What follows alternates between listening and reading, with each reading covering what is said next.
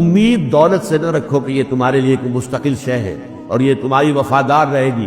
کچھ پتہ نہیں آج تمہارے ہاتھ میں کل کسی اور طرف چلی جائے. امیدیں اپنی اولاد سے مت باندھو. کچھ پتہ نہیں کہ یہ اولاد سہاد روح بن جائے بڑھاپے کے اندر.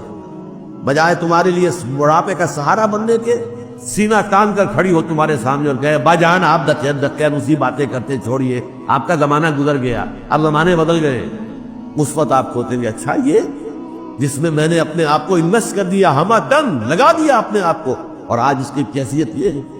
لہذا امید صرف اس کی امیدیں قلیل, اس کے مقاصد جلیل. انسان جو ہے دنیا کی کسی بھی شے سے زیادہ امید وابستہ نہ کرے.